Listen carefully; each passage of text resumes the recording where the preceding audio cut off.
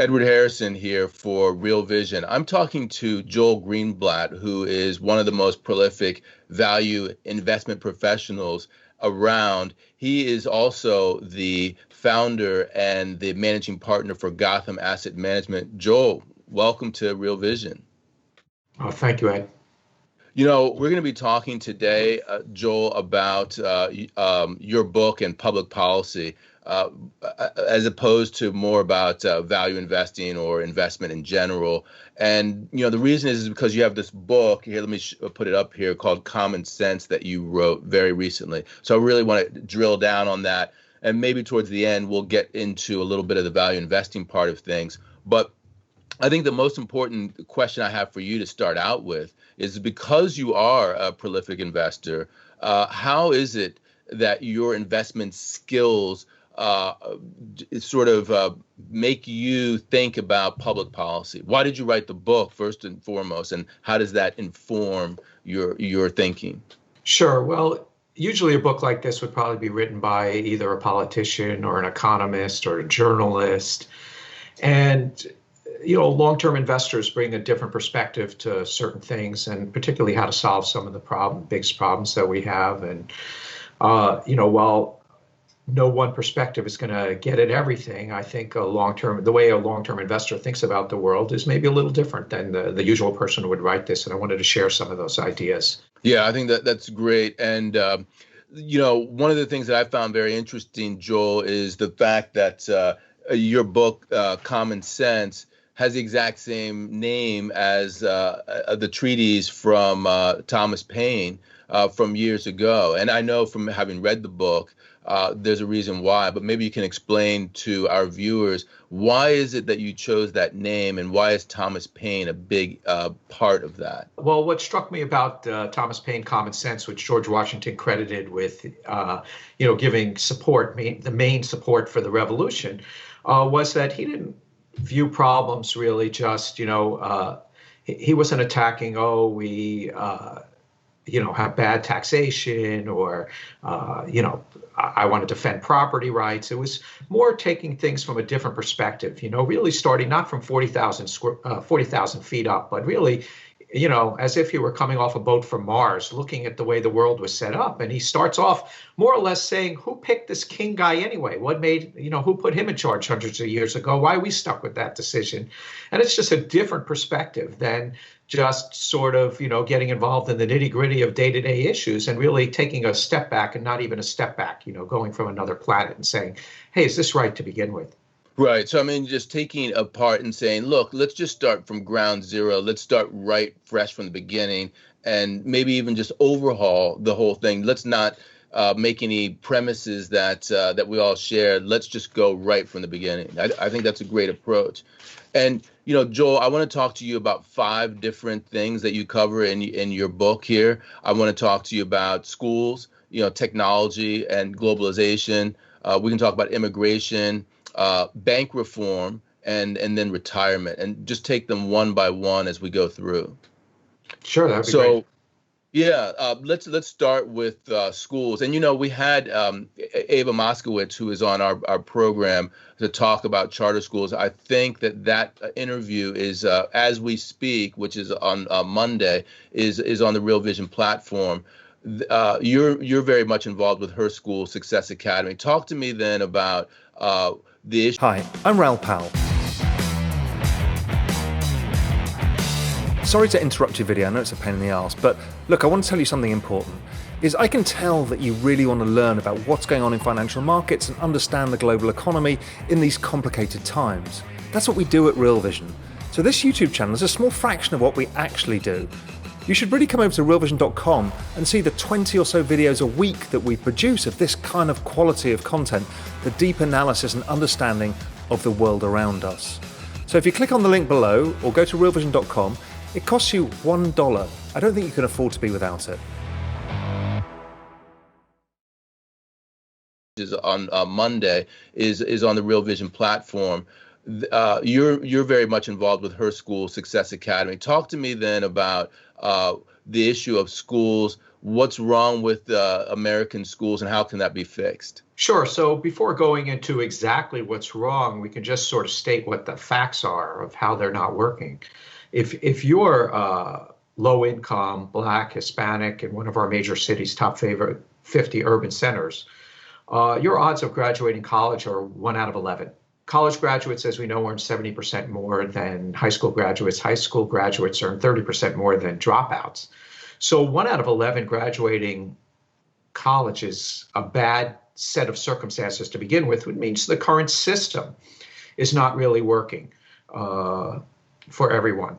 And I spend a lot of time in the book talking about good charter schools. I was one of the co-founders of Success Academy that Eva runs, and the results are pretty phenomenal where the kids are learning. These are low-income kids from the toughest neighborhoods in New York City, and they're if you take them, there's 20,000 kids at Success. If you take them as a group, they would be the top performing district in the state. That means beating the wealthiest districts from Scarsdale, Great Neck, you name it.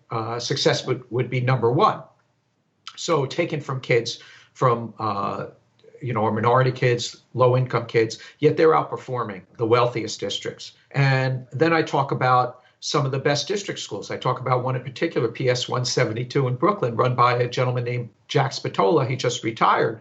But in his school, 99% of the kids passed the math test, 94% passed the English test. Less than 40% of similar kids in the district schools passed that test. But here's the key. The numbers I just gave you, the 99% who passed for math and 94% for English, that was his kids with disabilities. So that's pretty exceptional. If you just look at his English language learners, 90% passed the English test. English language learners in the regular district schools, which he is one, on average passed 9%, so 10 times better. And so he's able to achieve phenomenal results. He's, and I admit, somebody has to be the best principal in the state, probably Jack. But it shows with the right supports, the best charters, the best district schools show that with the right supports, all kids, even kids with disabilities or English language learners, can perform at extraordinary levels. And so what I pose in the book is, all right, so we know it's not the kids' fault. With the right supports, these kids can perform at super high levels. So the question is, what can we do with those facts? Right.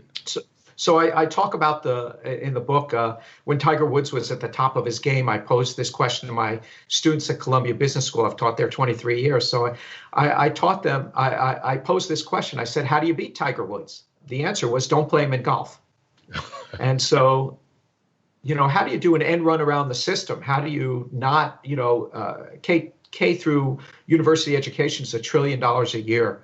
There's not much philanthropy can do. Charters are only 7% of the students, and there's a lot of political pushback. So it doesn't look like, even in the best states, New York, Massachusetts, California, that we're going to be able to open too many more. Hopefully we will, given the great results, but there's a lot of pushback from the status quo.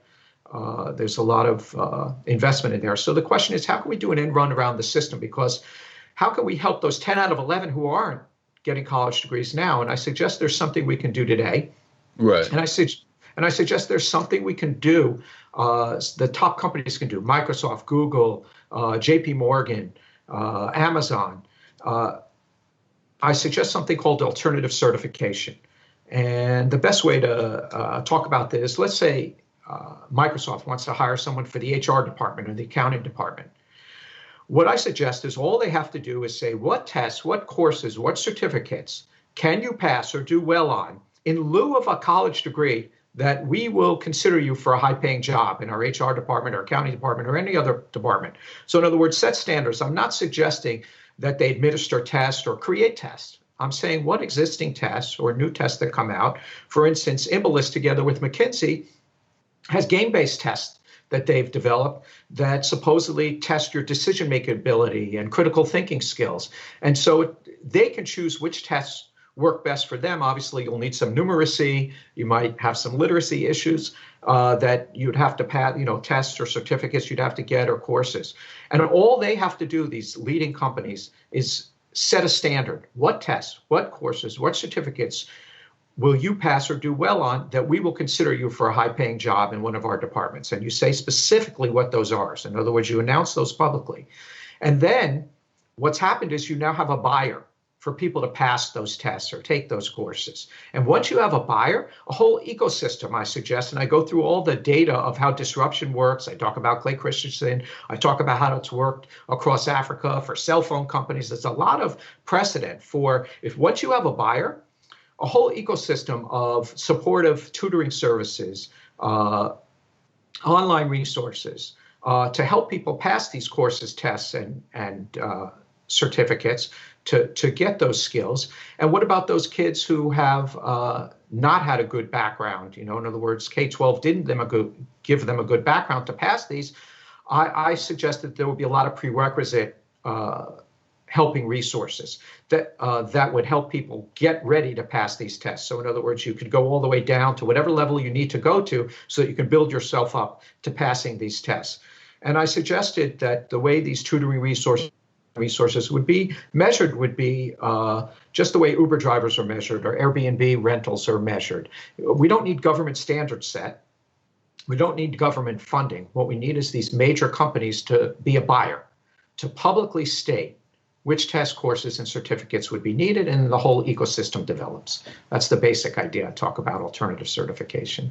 Yeah, I think that's an interesting proposition. Let me see if I can frame it, because in terms of how I'm thinking about it, from when I read it, is that in some senses you could say a college degree is not just about an education, it's about a certificate. It is a minimally viable level of confidence that this individual has what it takes. So you are doing a screening through this certification, saying that I know this person went to school, therefore I'm going to, and this is the best way that we can figure out that someone has the skill set to get into the door. So let's screen using that screen.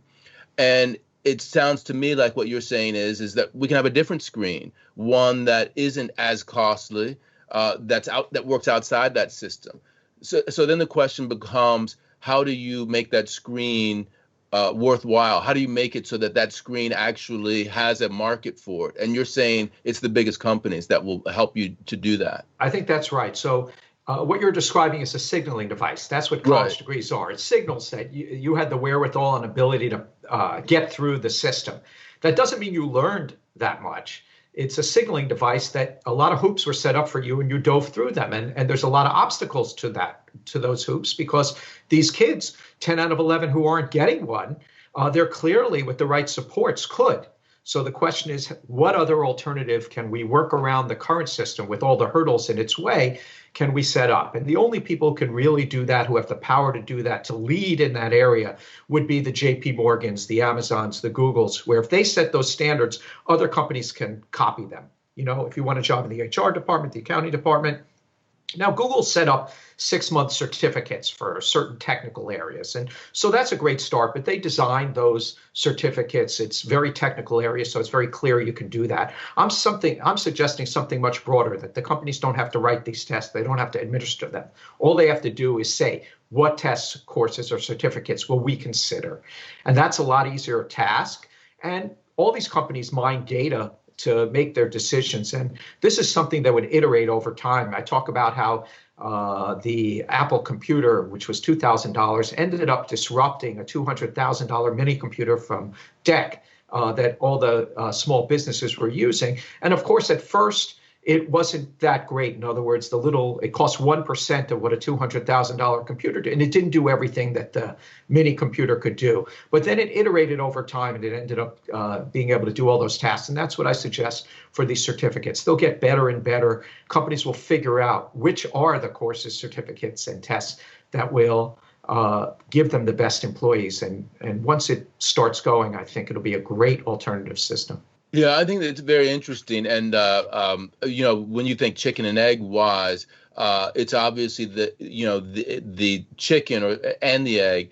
it's incumbent upon the people who are taking the signaling device to say that not only is this a signal, but it's a good signal for it to work, and that will cause the other side to come on board as a result. I think that one of the reasons that we have this problem has a lot to do with the issues of technology and globalization. You were just talking about digital equipment being superseded by Apple and things of that nature. A lot of people are saying that technology and globalization, that's a big concern. And you talked a lot about that in the book. How does that square with, how does it fit into the school, the propositions that you have for changing schools? Sure. So what we know is that over the last 20 years, you used to be able to get a high-paying manufacturing job, and a lot of those went overseas. A lot of them were victims of technology, meaning it was cheaper to do things with machines. And so it's not so easy to get a high-paying manufacturing job as it was 20 years ago. And of course, we've been through disruption before. In 1900, 40% of us worked on farms. Now it's less than 2%. So of course, we've always had disruption. It's just a question of it's moved faster now between how fast globalization has taken place and how fast technology is moving. I think this disruption has happened faster. So, of course, the long-term solution, as you're suggesting, would be education or job training. That would be so that you have more skills to move up the curve to get a higher paying job. But of course, this has happened so fast that a lot of people have been disrupted, and some of these people don't have a lot of time to get more educated. They're supporting their families. They're working hard. They don't have time for a lot of new job training. So what can we do for them? And we actually have a program called the Earned Income Tax Credit that in 2018, which are the stats I used in the book, we spent $68 billion as a country on it, which was our third biggest social welfare program of all of them. A lot of people don't know about this program, but basically it says that, listen, if you earn $8 or $10 an hour, minimum wage isn't real. Raising your minimum wage to $15 or $20, if you're only contributing $8 to the employer, forcing the employer to pay you $15 or $20 doesn't make sense from an economic standpoint.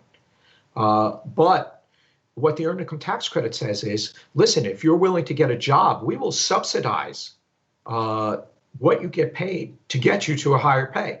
And we do that mostly for employees with families.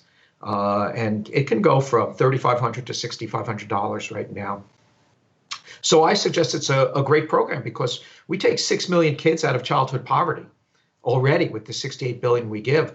And I go through the math as a long-term investor, showing how we can go to $1 trillion a year, meaning making sure it would cost us $1 trillion a year to make sure that everyone earns, as long as they're willing to take a job at any level, whatever they contribute, whatever the employer can pay them, we can get everyone with a supplement from the government up to $15 to $20 an hour. And it would cost us about $1 trillion a year. And I suggest that there's a lot of, I go through the math of how as a long-term investment, we can actually afford to do that, and it would cost us less than nothing. And how is that possible? Well, right now, the $68 billion, there was a study at University of Chicago for our current Earned Income Tax Credit. We spend $68 billion a year. They say the actual cost of that nets out to about $9 billion. And the reason for that is there's more employment taxes paid, there's more sales taxes paid, there's more lower social welfare costs because you're now working, and getting paid more. And so that $68 billion, the net cost to us is about $9 billion. If you go through the math with $1 trillion, the net cost is only about $600 billion. I say only, that's a lot of money. But then I talk about the cost of, there was a study at WashU about the cost of childhood poverty in this country. The cost of childhood poverty in this country works out to about $1 trillion a year that we're spending already. And that has to do with the costs of poor childhood health care, poor education, crime, incarceration, homelessness, and social service costs that we're already spending. So it's already costing us $1 trillion. And of course, increasing the Earned Income Tax Credit won't solve childhood poverty, but it will really take about half of that problem away. That's $500 billion a year. We're already spending the trillion. If we increase the earned income tax credit so that everyone earns $15 to $20, as long as they're willing to get a job, we'll supplement it so that they make that 15 to 20. That'll save us about $500 billion a year in childhood poverty costs. And then there's adult medical costs that save us another $200 billion. So you add it all up and we can invest long-term for free. And I bring up the examples of customer lifetime value to think about that. Right.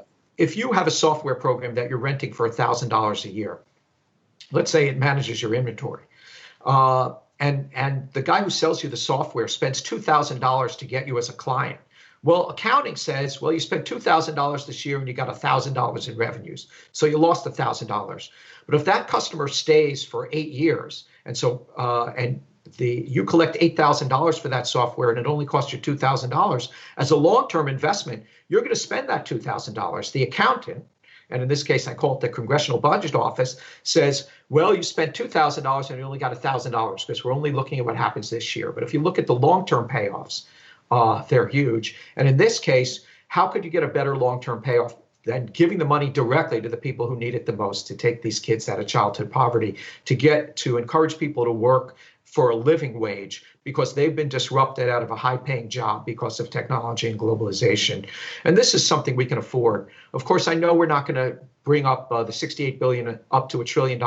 So I say, let's start off at $200 billion. Let's triple it. And it's very easy to show the numbers that will make a lot of money by doing that. Not cost us money, but make a lot of money doing it. So I go through the math in the book, and I think it's very exciting. And I just suggest we change the name to Earned Income Tax Credit, which is a terrible name, to Doing the Right Thing, which I think is what we should do. We're a rich country, and if we can do something for less than free, we got to go do it. Well, I told you when we were talking about this before we came on that I was going to try to come up with some pushback questions for you. I think so I have one or two here for you. The first most obvious one is the political will, right? Because right now, fiscal year 2019, we had a $3.1 trillion deficit. And the many in the Senate are now saying, not only are we not going to do something for the next administration, but this administration now, which ends January the 20th, we're going to make sure that this pandemic relief, that we limit the size of it because we already are running these deficits. How is it possible, even if you think of it in terms of amortization of these costs over a longer period of time, given the political climate, that this has a chance of actually working? Well, number one, I took my demands down to $200 billion from $1 trillion just to get it started and see how well it works. So that's number one. Number two, the pandemic is a one-time issue, hopefully, or at least it does. Hopefully it happens every 100 years or less. And that's a lot different than something that happens every year. So let's just say we run a $10 trillion deficit for this. Right now, luckily, and we can go through the reasons, we can borrow that money for 1.3 or 1.4% over 30 years. If you take into account inflation, it's less than free. So let's say it even costs us $10 trillion, one thing, and as horrible as the pandemic is, we have this problem now, and we have to help people to get through it. And whether it takes 6 months or 9 months to get through this from here, if we spend $10 trillion, it costs us 1.3 or 1.4%. That's $130 or $140 billion a year. That's less than 3% of our budget last year, and we can afford to do that. It's a one-time thing. It's not a long-term entitlement. It's helping people get through right now, and we need to do that. That's what a government should do. That's what we should do, and we should help them. I think there probably isn't much quibble that we need a big number. I think it's unconscionable that people are arguing politically one way or the other about not giving that immediate aid, and hopefully we'll get there. Whether it's 2 weeks or not, it should be done as soon as possible. We can afford to do that. And by the same token, the biggest pushback I would say is, everyone would come up with a program that says, yes, it's a great investment. We'll make a lot of money over the long term, and then we'll have unlimited budget deficits, as far as the eyes can see. And the only argument I would say is we already have this program. The payoffs are huge. We take 6 million kids already out of childhood poverty. This gives money to the people who are willing to work that need it the most. By definition, that's who we're choosing. So I think this is the easiest leap of all the programs that we could do. It already exists. We just have to expand it. It's doing well. We can do it in increments, but the results are pretty phenomenal. And we're already incurring that $1 trillion a year in the cost of childhood poverty. And so it's not a question of not spending. We're already spending that money. The next devil's advocate pushback I give you is, what about the free rider problem? I'm a company and I say, wait a minute, now that you've expanded this Do the Right Thing program, I think that I could actually get workers, and the government can subsidize me as a company. I'm actually a less efficient company than other companies, and I'm going to use government money to subsidize my costs. What about that problem? Sure. So the way the earned income tax credit works is it scales. So in other words, if the company's only willing to pay you $8, just to keep it simple, you would get $7 from the government and make $15. But if the company was willing to pay you $9, you would make $15.85. So you would, if the company's willing to pay you more, you'll get more. And then the free market is not corroded because people would go to the jobs that paid them more. So the more the company pays, the more you get, the more you net. So the program scales. It's not that everyone would pay minimum wage and then you'd make between $15 or $20. The program scales over time. Speaking of the problems that are contentious, I want to move to the third thing that you talk about from a public policy perspective, things that pay for themselves. Immigration. There's a big debate as to, does immigration pay for itself? If it does, how do we do it in the right way? Are we doing it in the right way? What's your solution for the United States? And that is of that Thomas Paine common sense kind of paradigm. Sure. Well, it's both taken from the view from Mars and also as a long-term investor. So we talked about education, and of course that's teach a man to fish. That's very effective. And then we talked about long-term investing in people, paying them enough to live. And in immigration, there's one part of immigration that is so clear-cut, and I think it can help all the other parts. And we know immigration is controversial. So I picked a very easy argument. I said, we're blowing it in our skilled immigration policy. According to the Business Roundtable, we're second to last of all developed countries in welcoming skilled immigrants. The only country we're better at welcoming skilled immigrants than is Japan. And Japan actively discourages immigration. In addition, you have to speak Japanese. We speak English. We're the universal language of business and science. We have a huge advantage in immigration. People want to come here. And what's the big deal about skilled immigration? Well, I argue that skilled immigrants are natural resources. Each one that we take in, skilled immigrant, we make between $500,000 and $1 million a year. That's what we collect in taxes from them, minus what government services the skilled immigrants receive from us. So for each one, the present value of what they contribute is between $500,000 and $1 million. In addition, we get almost 2 jobs for people who are already here. Every skilled immigrant we take in creates 2 new jobs for every person here. Bill Gates was quoted at Microsoft, for every skilled immigrant we take, we create 4 new jobs. So we get 2 new jobs, almost 2 new jobs for each skilled immigrant we take, and we get between $500,000 and $1 million for each one in current value. And why is that? I say that's a free gold mine. So what do we get from skilled immigrants? Well, 51% of startups over $1 billion were founded by an immigrant. Immigrants are twice as likely to start a business as natives. Skilled immigrants are responsible for a quarter of productivity growth over the last 20 years in the United States. And immigrants or their children have founded 216 out of the Fortune 500, which is incredible. And what about productivity growth with immigration? Yeah, productivity growth, they're responsibility for a quarter of productivity growth over the last 20 years. So I view it as a free gold mine.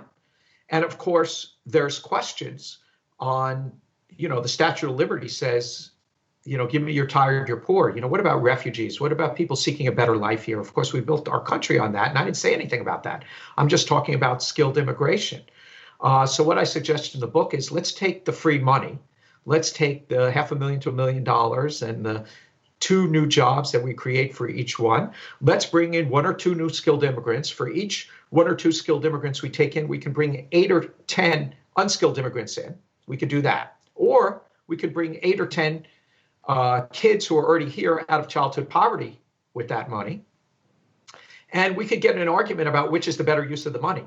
Allowing more skilled immigrants to come in, 8 or 10, or taking 8 or 10 kids out of childhood poverty. And my argument would just be we should probably do some of both, but let's just take the free money is my argument. And we have a huge advantage over countries like Canada and Australia. Their skilled immigrant policy is we'll take as many as want to come here. Okay, right. That's the skilled immigrant policy they have. The government sets standards there of what kind of education you need, what kind of skills do you need. Okay, now just because you have a certain degree doesn't mean that you are a perfect fit for a job in Canada or Australia. It doesn't mean that you're an ambitious person. We actually have an advantage over Australia and Canada, who actually have smart skilled immigration programs. The way our H-1B program works, which gives temporary ability to hire skilled immigrants, and of course, we exceed our cap by 3 times within the first 5 days of eligibility every year for skilled immigrants, under H-1B. So we're not letting in enough. And by the way, the United States is the first choice of skilled immigrants from across the world. Second choice is Germany. 4 times more people want to come to the United States than second choice Germany. So everyone wants to come here. We're an amazing melting pot where, I acknowledge all the problems that we have, but it's even worse in Europe. We're the biggest melting pot. There's someone here for almost everyone.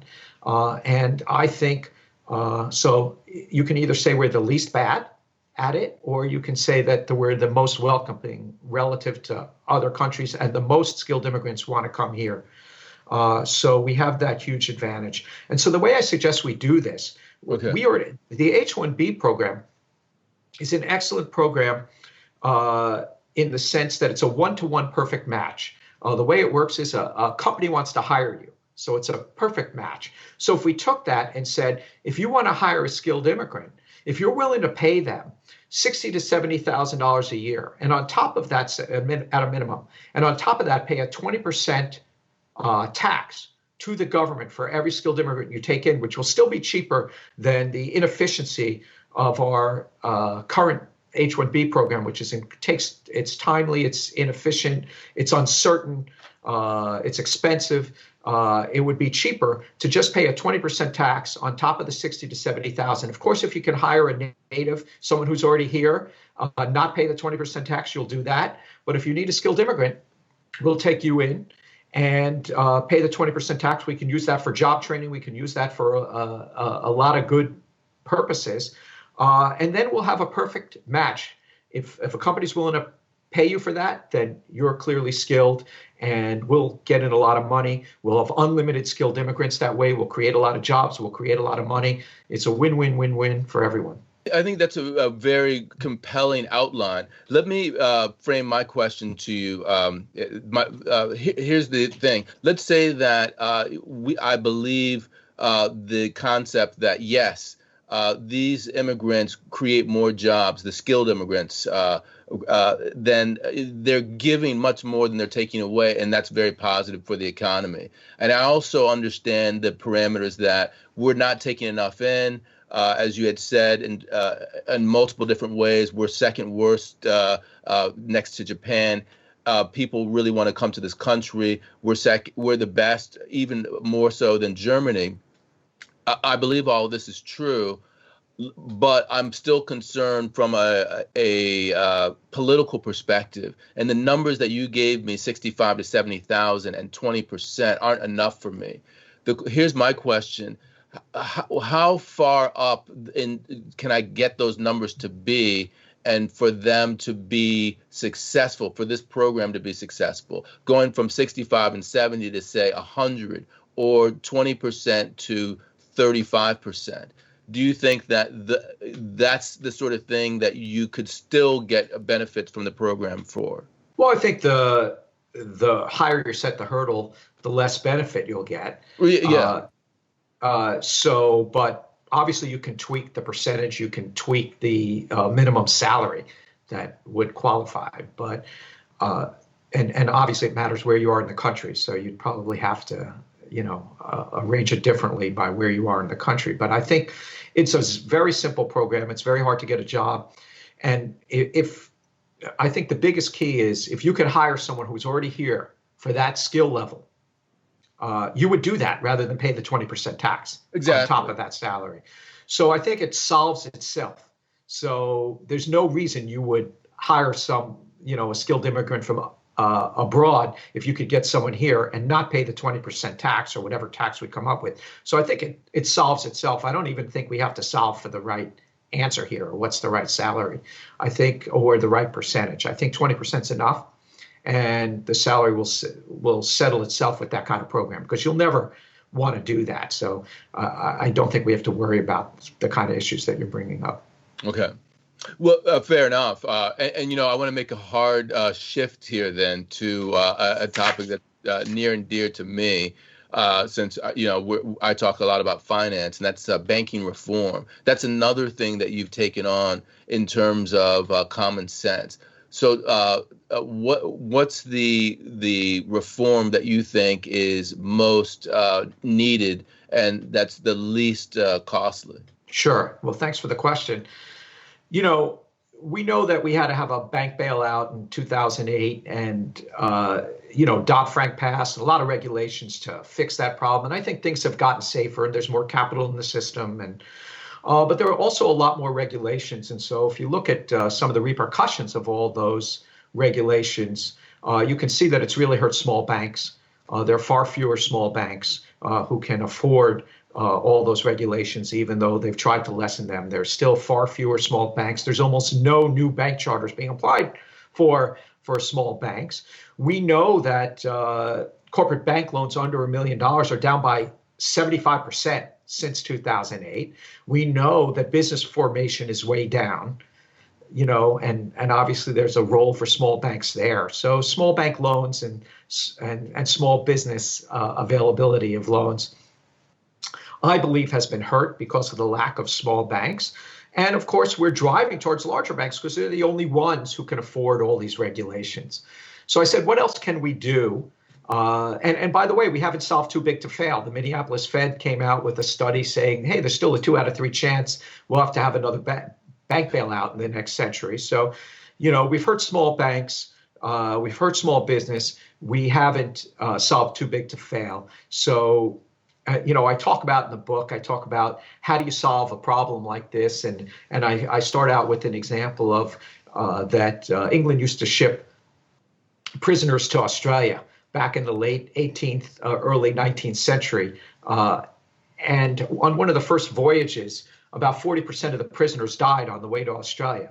And of course, that's outrageous. And there was a big uproar. And of course, you could have solve it by more regulations with more medical care, food, safety, more monitors on board, cleanliness rules, doctors, you could make a lot of regulations on what they'd have to do to solve that. Another way to go about it is to say, instead of paying the ship captain for who gets on the boat in England, we could pay them for who gets off healthy when they get in Australia, and penalize you for anyone who doesn't make it. And so you set the incentives up right from the beginning. And what I suggest, to cut to the chase, is one way to set the incentives up rather than more and more regulations so we don't have another banking crisis, is more capital in the system.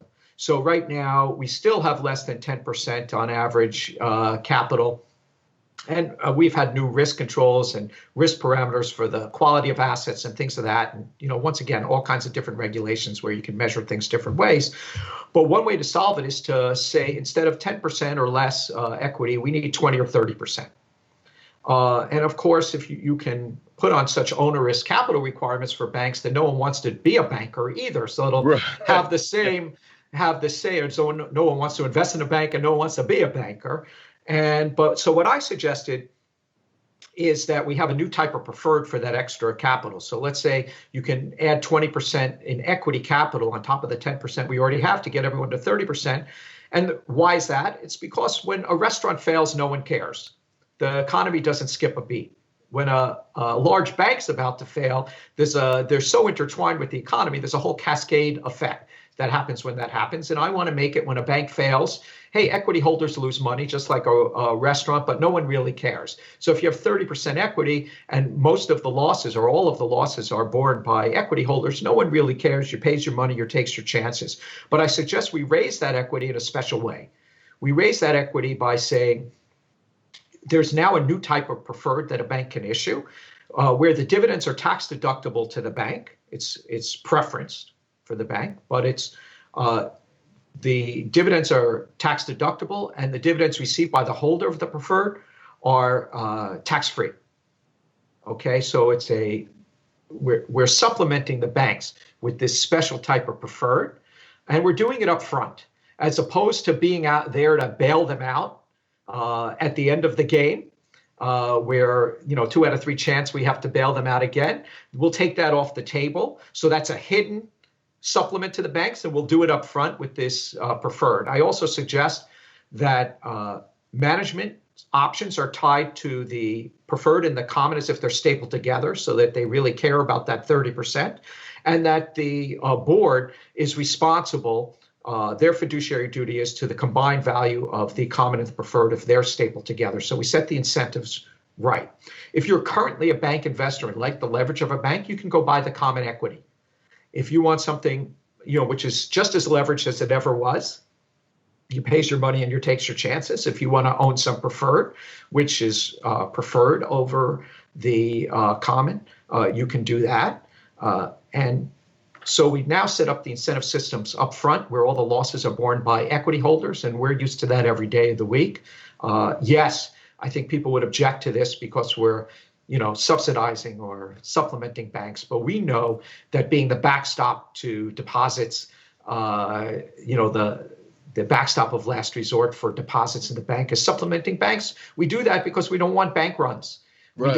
We want the economy to work. So we're already doing that. And this is just a way to do something up front that sets the incentives up right from the start. And I think will really help. Instead of more and more regulations, will really help small banks have their equity holders take the risks rather than the government, and free them up from some of the regulations that have been added. The first thing that I'm thinking, and other people might be thinking, is that a normal corporation isn't leveraged 10 to 1 the way that JP Morgan, Chase, or Bank of America are. And so obviously you can get that leverage and get that return on equity as you're talking about, but then there's a whole buffer of capital.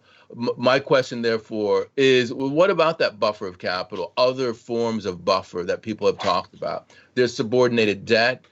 There's also contingent convertible debt that people have talked about, so-called COCOs.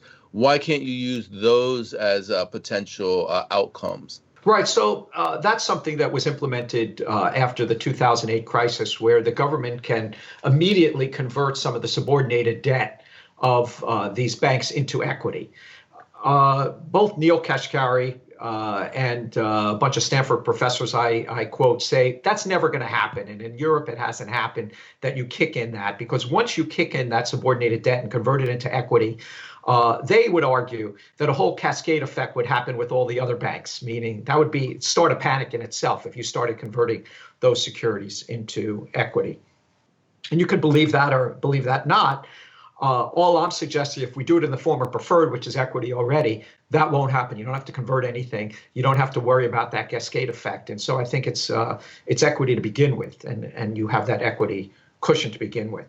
Now, we already say, JP Morgan has, let's say, a lot of assets relative to its risk-weighted assets. So there's a whole different way of rating your assets. But what that says is that if you make a corporate loan now, and if you make a small business corporate loan, that's a risky asset already, and it eats away at your capital. So it discourages lending to small businesses and to riskier things. And so I think that's what I'm trying to get around. I'm trying to say, no, we want to encourage that kind of lending. And, if imprudent lending takes place and the people who get harmed are equity holders, that's the way the system should work. It should be the government bailing people out.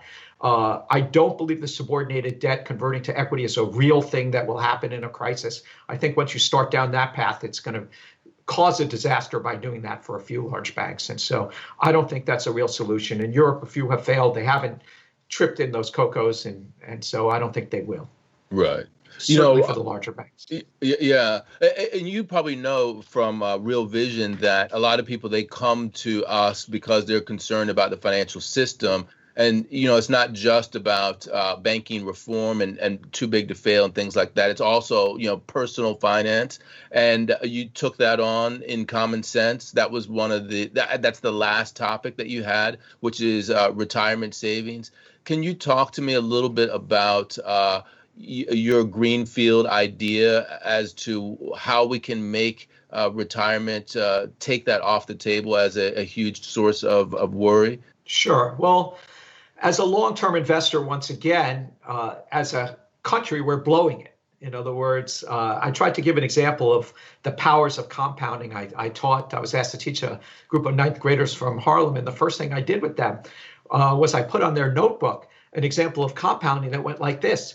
If you start saving at age 19, $2,000 a year at 10% returns, and you put in $2,000 a year for 7 years till you're age 26, and then never put in another nickel, or you start at age 26 and put in 40 contributions of $2,000 a year until you're age 65, who has more money? The person who put in 7 payments from 19 to 26 and never put in another dime, or someone who started at age 26 and put in 40 payments for 40 years. And it turned out the people who started at age 19 and only put in 7 payments earn more, about $930,000, than the person who started at age 26 just 7 years later and put in 40 payments, which earns less than $900,000. So just sort of saying starting early is good. And that's the exact opposite of what we do. Of course, we have Social Security. Right. If you earn $10 or $12 an hour, which is about 40% of hourly workers, Social Security is nice, but it's $9,000 a year. And if that's all you're living on, that's not a lot, considering nearly half of all working age families have zero retirement savings. The median family between age 32 and 61 have about $5,000 in retirement savings total, not $5,000 a year, $5,000 total. The average working age, low income, Black, Hispanic, or non-college graduate have no retirement savings at all. Right. And this is just very telling. 9 in 10 families in the top fifth of the income chain have retirement savings. 9 in 10 in the bottom fifth do not. So 9 in 10 in the bottom just have Social Security. And the answer to this, of course, is taking advantage of compounding. But of course, we're not doing that at all. We don't have any personal savings. If you're not earning a lot of money, you don't have money to save. Right. Okay? Yeah, that's the problem. When you're starting out, you don't have money to save, which takes, the time element out of it. So what can we do? Well, I talk about what Australia does. Everyone has personal savings accounts. It's called superannuation. And then the government has a supplemental plan if you haven't saved enough. And of course, we're never going to convert Social Security. People love their Social Security. It's a good program. People get some money, but it's not enough, especially for those who need it the most. So what I suggest is the way Social Security works now is it's sort of it's based on what you put in is what you get out. So since what you get out is capped, we also cap when you stop putting in. So after $137,700 based on this year, you're not taxed on Social Security anymore because you're not going to get any more out. So I don't want to raise taxes for this because everyone's going to be grabbing, those tax dollars. It won't necessarily go into retirement. It might go to, if you raise taxes, it could go anywhere. So what I suggested is we keep taxing people above 137.7, but it's not really a tax. That money goes into a special retirement account. But because these are high earners, you don't get to keep it all. you get to put it in a tax advantage account, but maybe you only get 80% of it. 20% comes off the top, and that goes into the accounts like the 401k accounts of low earners, of young people who can take advantage of compounding. And so we take it from the high earners and we put it into 401k accounts that can earn money, take advantage of compounding over time. And that's a lot of money at that level. And that's one way to solve it. And, it could be a win-win for everyone. But right now, my bottom line really in writing this chapter was, as a country, we're blowing it. Because if compounding is the answer to this question, no one's doing it. Right. Certainly no one who needs it. And that's the best as a long-term investor way of thinking about it. If you're looking at it from 40,000 feet, taking advantage of compounding, we're not doing it. And how can we get people who need it, low wage earners, young people, how can we get them saving early? We're not going to supersede. We're not going to get rid of Social Security. That's just realistic. We're not going to get rid of it. It's a very low return on your money there. It's not very generous for the lowest earners. It's not enough. Let's just say that. So we need to do something else. We're blowing it. What else can we do? Any iteration where people can save from themselves being subsidized by the high earners. I made a suggestion of how we could go about doing it. Yeah, I think that makes a lot of sense, especially to the degree that young people and people early on in their careers, they don't have the opportunity to be able to save. They don't have the money to be able to save. The question, of course, is always going to be, isn't that redistribution? Because there's this whole concept that redistribution is bad, that you're taking my money away. I earned it. Let's say over 30 years, I'm a rich guy. I'm not even rich, let's say, because I live in the New York City area. I make $150,000, and now that money is being. I get to only keep 80% of it when I put it into Social Security. You're going to give 20% to someone else. Right. So I made that tax advantage account. So it's still a net win for the high earner. They get to put that money. It's not a tax and it's taken from you. You get to keep 80%. It gets to compound tax advantaged. And we can describe what the tax advantages might be that make it worthwhile. But obviously compounding that money with a tax advantage would make up for that difference over time. Yeah, that I think that's a good point, and that makes a lot of difference there. So, I mean, great book. I'll put it up again. Common Sense, very interesting ideas.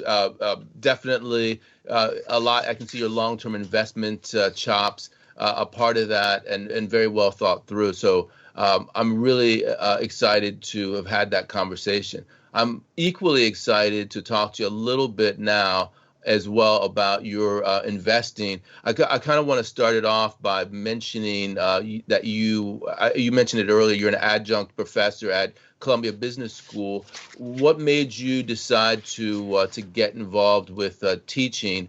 I mean, it does seem like it's giving back, which is part of why you wrote this book. But maybe you can tell us, you're an investor, but now you're also teaching about investment as well. Well, one of the reasons I write and teach, I write investment books, and number one, that people were nice enough to share with me, and that's how I got involved, reading Benjamin Graham and reading Warren Buffett and learning from them, and they were willing to share their wisdom. So that's why one thing I do is write, and another is I teach. Now, of course, I give a lecture first day of class each year, and one question I ask is, what's the social value of being a good investor? And I get all kinds of answers from my class, but I conclude, the market would be okay without you. They don't need you to set prices, and the market's pretty emotional, so it's not even clear in the short term whether you're really good at it, but that really doesn't matter. The point is, there are probably higher and better uses for your times and talents. If you're that smart,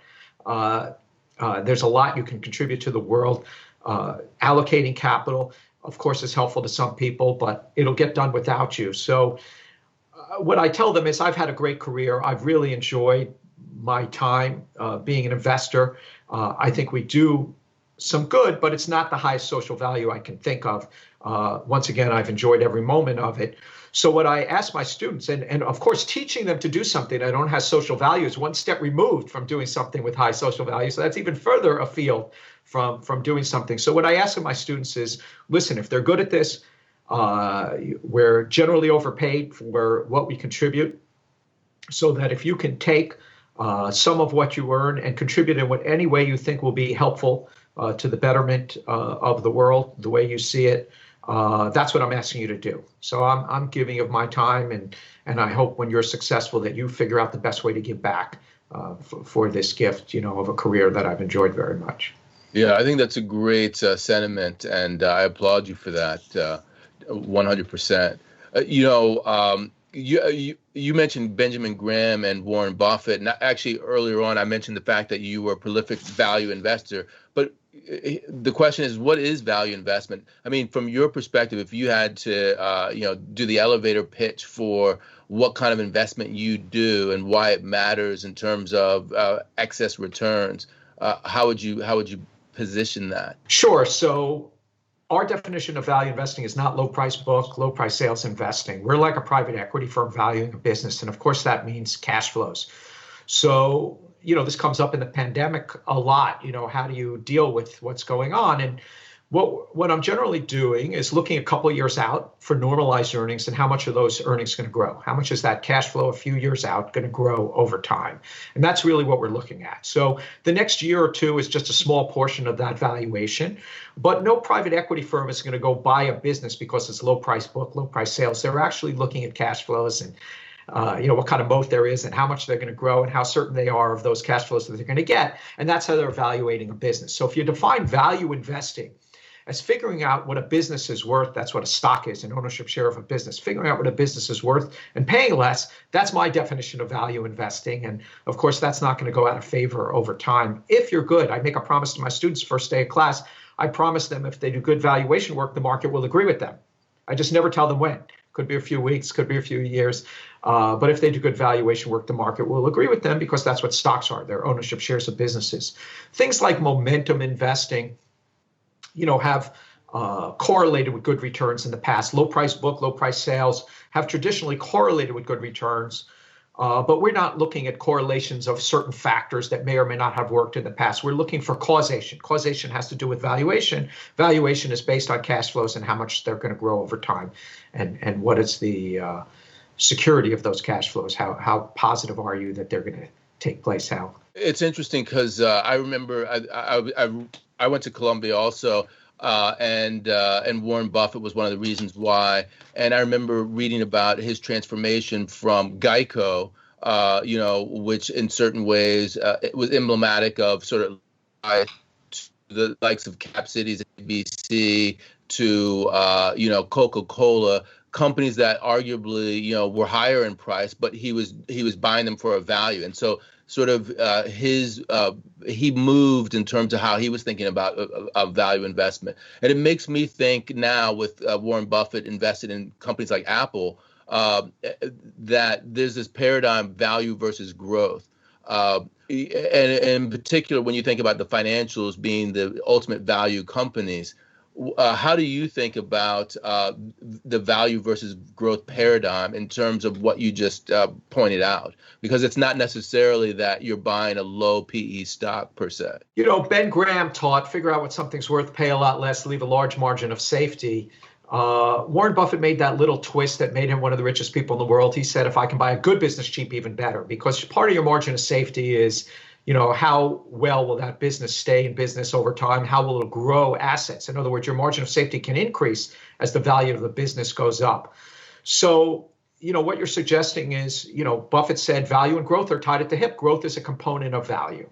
Apple is one of the greatest franchises that we've ever seen. It's sort of the entryway to the internet. It's the for many, hundreds of millions of people. So, it has a very valuable ecosystem as well. So it's a great, great business. And the same with Amazon, the same with Google, same with Microsoft. So these are great, great businesses. And, the way the market's been going, I don't think that's where the froth is. I think to a large extent, we own those businesses. We think they justify their values. But we did a look at companies over $1 billion in market cap. Mm-hmm. And forget about 2020. Because, COVID really messed up some of the earnings, particularly in the second quarter, now coming up to the third quarter. But so we'll look at 2019, which COVID hadn't started yet. And if we just look at the companies that lost money, in 2019 that had a market cap over $1 billion. There were 261 of them. If you bought every single one of them at the beginning of this year, you'd be up 75% through the end of September. So if you bought every company that lost money, and so there's a lot of companies that people think rhyme, hundreds of companies people think rhyme with Google, Microsoft, and Amazon as good businesses, and they can't possibly be. There will be some gems in there, but it's generally a bad idea to lose money. And I don't think there are hundreds of Googles, Microsofts, and Amazons in those companies. So I think that's where the froth is. And I think if you're willing to buy growth at any price, which I think is what's happening across much of the market, that's where the froth is. It's not in the biggest names that everyone knows about. Those are actually great businesses with great franchises and great ecosystems. And I don't think they're unreasonably valued. Some of them may even be bargains for a value investor like Buffett or myself. We own large positions. But there's a lot of froth in the market. It's a market of stocks. It's not a stock market. You can't really look at an index, say, oh, it's overvalued. You could, but you'd have to pick them apart stock by stock. And that's really the way we look at the world. Right. Yeah. And when you talk about it, I mean, the next question I was going to ask you before was about the current environment. What else do you have to say? Let me just piggyback then off of what you were talking about in terms of the froth. I mean, how would you characterize this environment from your own perspective of what's the most salient point in terms of how your go forward look, and over what time frame are you thinking? Right. So, of course, we have to look past COVID, and hopefully most of this will be under control, if not fully recovered, in the next 6 to 9 months. At least that's what I'm hopeful for. But once again, as we talked about before, the value of a business, over 90% of it comes out what it's going to earn a couple of years from now, and how much is that going to grow. Right. So we're trying to look past that. Of course, you need a strong balance sheet to get there, and a lot of other things to consider. So I'm really trying to take a long-term perspective. So I think you've looked over some of the things I've written. One of the books I wrote was called The Big Secret. And I always say, my joke is it's still a big secret because no one bought that book. And since no one really is going to buy that book, I'll just tell you what the big secret now is. It's having a long-term horizon. Very few people can have that. There's more data available right now. I used to send out quarterly letters when I started in 1985 with my own firm. And now even the largest institutions need to hear results every week. And I don't know what they do with that data, but you really have to have there's someone who allocates to U.S. equities or real estate or whatever. And they, at most, even an endowment should have be a perpetuity as far as time horizon. But there's a guy at the endowment that allocates to U.S. equities, and maybe he has a 3-year horizon at most. That's what people consider a long-term horizon. But of course, the long term is much longer than that. And so an individual investor can actually take a longer term look at things, look at value over a longer period of time, and not worry about, well, am I going to underperform in the short term? Yet there's so much data out there. People have so much data to check their stock price every 30 seconds on the internet. Things are going the other way. Time horizons are shrinking. And that's the advantage of a long-term investor. That's the advantage of a small investor. That's the advantage, hopefully, I tried to take in the book, where, hey, let's not look at this year. Let's look at, this is an investment. Let's look at the long-term repercussions of making this investment today. And sort of, that's what we've gotten away from, because we have all this data and this ability to crunch numbers and all these fancy statistics that supposedly measure risk in the short term and things of that nature, which really don't do it the right way. And so trying to step back from, the Thomas Paine view of even investing, like say, hey, let's start from the beginning. This is actually ownership of a stock. The Sharpe and Sortino ratios don't have much to do with that. So. There are a few things that come together there. I was thinking about compounding, as you were saying that, in terms of, thinking of it from a long term. And for me, the most important aspect of that last statement had to do with the fact that, you don't have to worry about getting fired as a individual investor, because you can think long term. You don't have shareholders or rather investors who are in your fund breathing down your neck looking for this quarter's earnings. To me, it sort of harkens back. For my last question, I had already thought about this as being the last question. The book, you had another book. You already mentioned it, The Big Secret, for the small investor. To me, this whole paradigm is about the difference between thinking about what a large investor does and what a small investor does. And so, the two parts of that book title, The Big Secret and Small Investor, they go hand in hand for me. Yeah, no, I agree 100%. This whole move to indexing is probably the right move for most investors. But if you're good at valuing businesses, the world is very tough for active investors, active management, because you're being judged on very short periods of time. And to beat the market, you have to do something different than the market. Your returns are going to zig and zag differently. And if people move in and out at all the wrong times after you've underperformed it's a very tough environment for active management. Between the move to indexing, which is the right move for most people if they don't know how to evaluate individual companies, and or good managers, and it's tough for active management. It's great for stock pickers. So there's that disparity there between active management is challenged. Active stock pickers, it's a great world for them. And so that's what I'm excited about. And, those who follow that kind of logic should have a great opportunity going forward. Good. A very optimistic view. Overall, just an optimistic view, both on public policy and on investing. So, Joel, I really appreciate your taking the time and talking to us about your book, Common Sense, and also your investment theses. Thanks so much, Ed. Pleasure. I hope you enjoyed this special episode of The Interview, the premier business and finance series in the world. However, this is just the tip of the iceberg. For more in-depth content and expert analysis, visit the membership link in the description to unlock a week's access for only $1. This dollar can change your life.